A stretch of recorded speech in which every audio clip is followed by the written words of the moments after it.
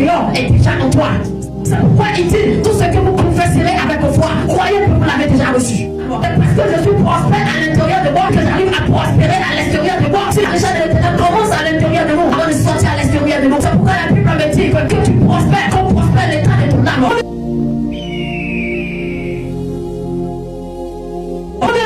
Aujourd'hui, font des activités, investis dans des projets, des entreprises et n'arrivent pas à pouvoir bénéficier de leurs intérêts. Tu investis 100 000, 1 million, 50 000, 2 000 francs, 5 000 francs et au résultat final, tu remarques que tu perds toutes tes activités tournent à l'eau et tu es obligé de prendre crédit encore pour pouvoir te ressourcer et revenir sur certaines bases pour pouvoir avancer. Tu demandes de l'aide à quelqu'un dans ta famille, on te soutient. Tu prends cet argent-là, ça arrivera au moment où tu veux investir, où tu es sur le point de mettre le projet que tu as calculé depuis des années en place. À partir de ce moment-là, on te dit que tu as ton oncle, tu as ta soeur, tu as ton frère qui est malade. Ton argent va dans la maladie. Parce que l'esprit de pauvreté a vu quelque chose qui va l'effrayer, le menacer, quelque chose qui va l'empêcher d'avoir une emprise sur ta personne. On veut évoluer, mais il y a la pauvreté qui nous retient. On veut avancer, mais on n'est pas localisé par la richesse. Parce que la pauvreté vient dans plusieurs raccourcis. La mort vient et notre financement va dans les funérailles. La maladie vient et notre financement va dans les problèmes. Tu as promis d'acheter un terrain à l'église, mais tu remarques qu'au moment où tu veux t'investir, c'est là qu'on te dit ta maison est incendiée. Tu es obligé de reconstruire la maison, de revenir à la case départ. Et puis les enfants de Dieu aujourd'hui se sont retrouvés dans des situations où la richesse a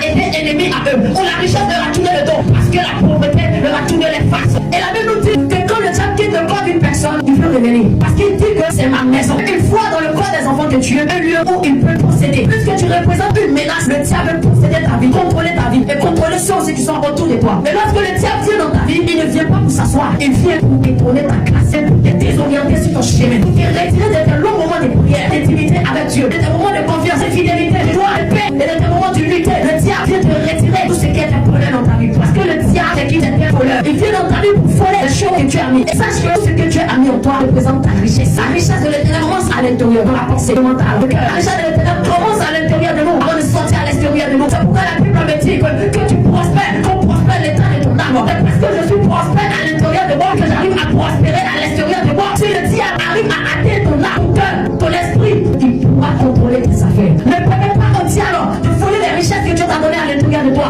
En toi, il a mis la patience, la sagesse, il a mis la richesse, il a mis l'amour, il a mis le pardon. En toi, il a mis l'excellence, il a mis le salut. En toi, il a mis la grâce. En toi, il a mis la paix. En toi, il a mis l'éducation. En toi, il a mis le bon témoignage. Ce que tu cherches au dehors est déjà en toi.